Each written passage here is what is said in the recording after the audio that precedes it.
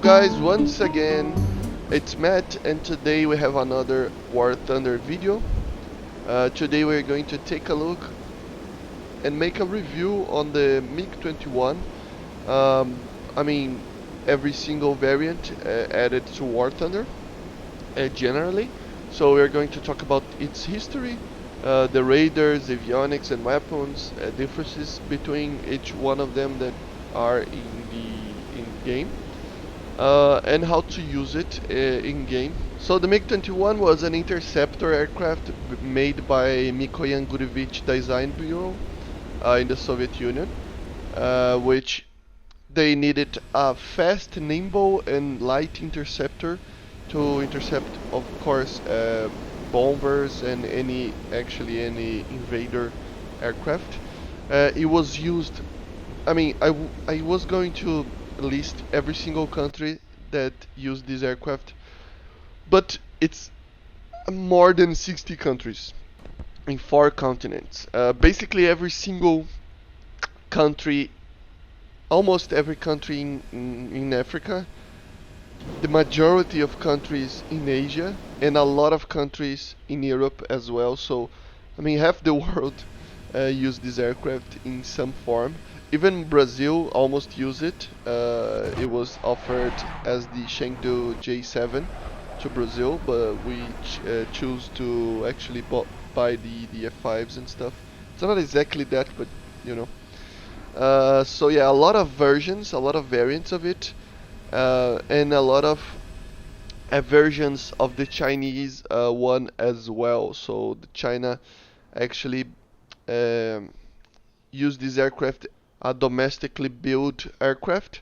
So they built in the Soviet Union, in India and Czechoslovakia, basically 11,500 MiG-21s and some of 2,400 J7s. So it's the most produced aircraft, jet aircraft ever, I think. The most produced supersonic jet aircraft in aviation history. So it's a very standard aircraft around the world. I mean, we see this type of aircraft in Western games as or like Ace Combat or something, as the enemy. But in a lot of countries, it was a defender.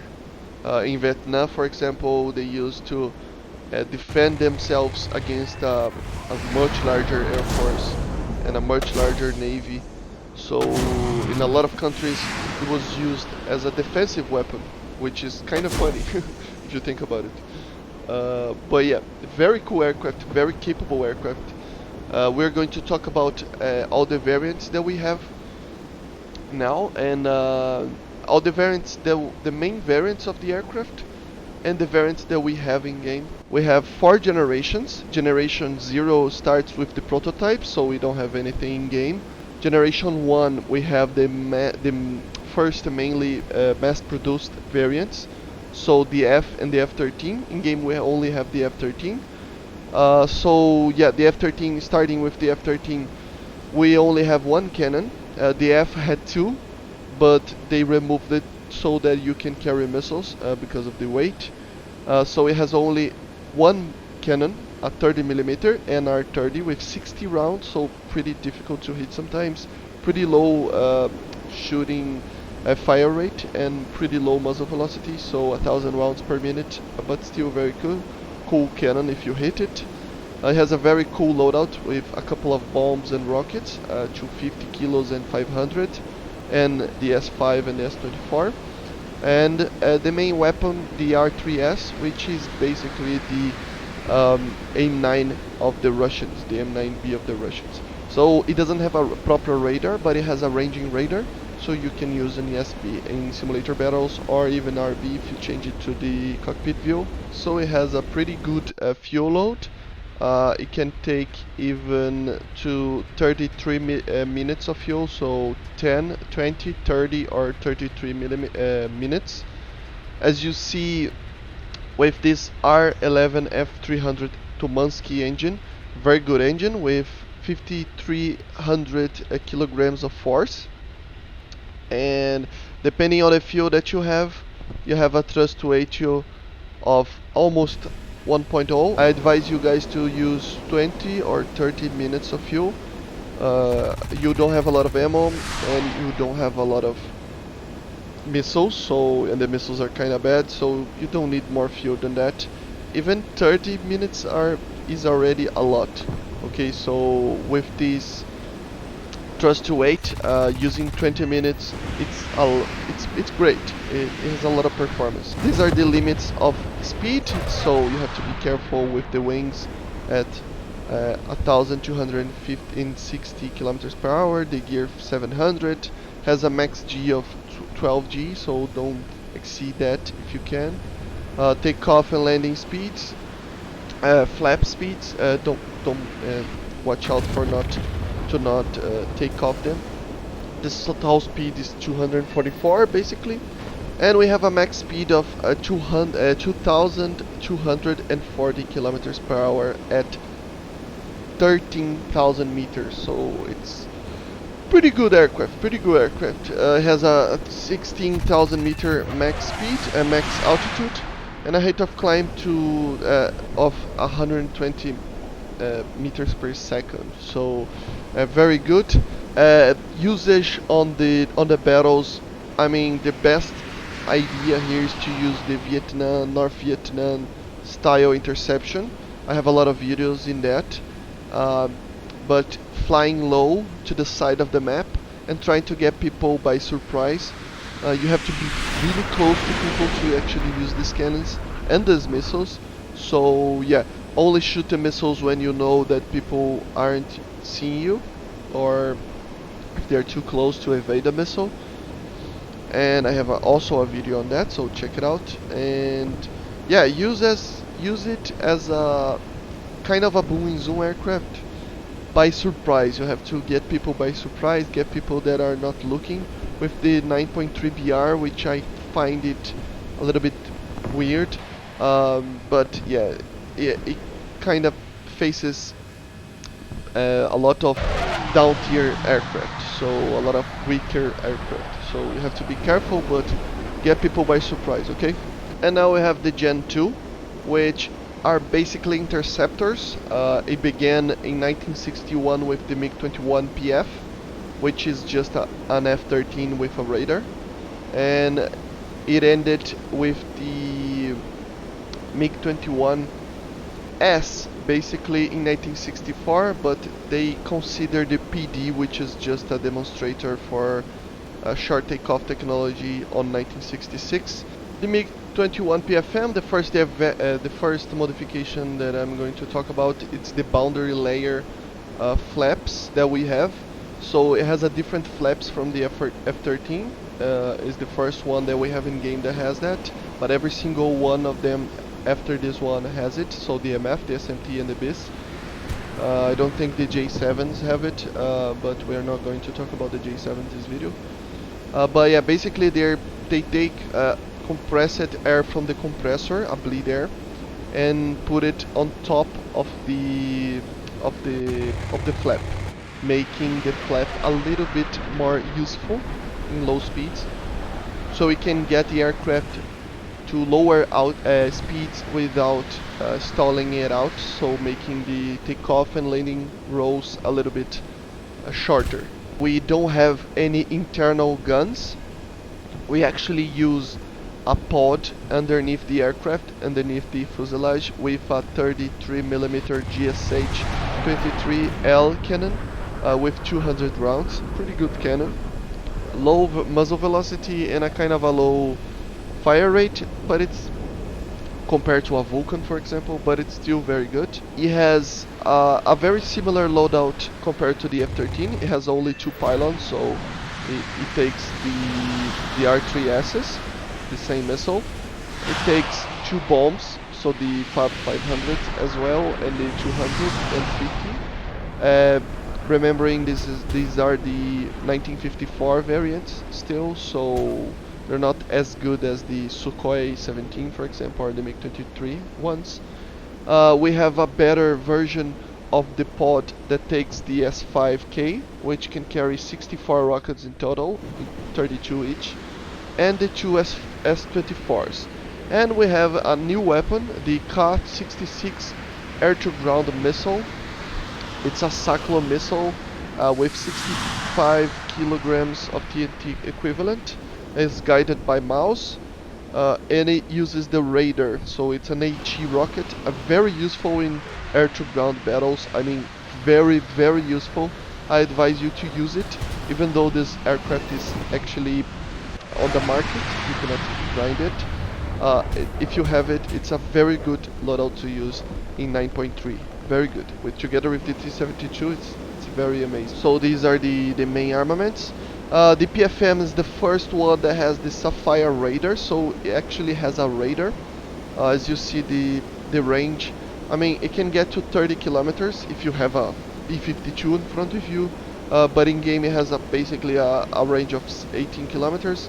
It has IFF and acquire mode. The search zone is 60 degrees for 20.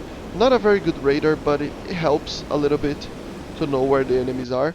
These are the radars. This is the same radar that every single 21 from now to the second and third generation has it. Even the BIS has it. Normally the PFM would have a better radar than the MF, but they changed the MF radar to be a little bit better. The MF originally didn't have, it had a little bit less range, and it didn't have IFF because it was an export model, but they changed it up, Gaijin changed it up to a more modern MF version, so it has a better radar. But yeah, it's the radar that we are going to have in every single 21 from now on. The fuel loads that we have a little bit more fuel than the F-13. So we have 10 minutes, 20, 30 and 35, so 2 minutes more. So it has this bulge on the fin, as you see on the model, that has a little bit more fuel. So yeah, the power is just a little bit more, not much, but not by much. It's 5,400 basically when you have a lot of speed, so 1,200 kilometers. So it's a little bit more power. It's more reliable engine, but the main thing is that it has this basically the same consumption. So this little bulge on the fin helps with the fuel. It has a little bit more fuel, being a little bit more. It has a little bit more weight when you have the fuel, so like 500 kilos or something. So yeah, I mean, it has more weight because of the radar as well. So the radar weighs a lot. It weighs like, I don't know, 200 kilos, but it has a little bit more fuel, so it's a little bit more heavy. So the engine is the Tumansky R11 F2S 300, and these are the thrust to weight ratios that we have. It's a little bit heavier than the F-13, so it has a little bit less of a thrust to weight in some occasions, so you have to be careful with that. These are the limits for the aircraft itself. I mean, the max speed at high altitude at 1300 meters, 13,000 meters is the same, and the max altitude is the same as well. The takeoff run is the same, everything is the same. The max G, takeoff and landing flaps are basically the same. It's a little bit different, but not by much. Because of the flaps, the takeoff, the flaps go down a little bit more, so the speed is a little bit less to break it off. The gear speed is the same, but the main thing is that the max speed IAS, which is the indicated airspeed, it's a lot more. So it's 100 kilometers per hour more, so 105 kilometers per hour more. So it's a lot faster in a dive, a lot faster accelerating to pass a Mach 1 and at low altitude, so the performance is a lot better in max speed wise. The rate of climb as well is a little bit better. As you see, the rate of climb is 145 meters per second, a little bit more. And the tactics are basically the same. So you're going to do surprise attacks, flying low, and focus on the radar. So the idea here, a lot of people will turn off the radar, and it's a valid tactic. But in game we have a kind of a bug, or I don't know if it's a bug or anything. If you leave the radar on, you can actually see the dots, the black dots, from far away, for much more distance than with the radar off. So I advise you to, I mean, most of aircraft in this BR, it's 9.3, they don't have RWRs, so just don't lock them. You're not gonna use the slave action with the missile because it's just an R3S. So just leave the radar on, fly low, and try to intercept targets. Watch out for F4Cs if you get to fight them, because of the BVRs, you don't have RWRs. Neither the F-13 has it, but I mean, in real life they had it, but they were kind of limited. RWRs, they were limited to the to aircraft behind you.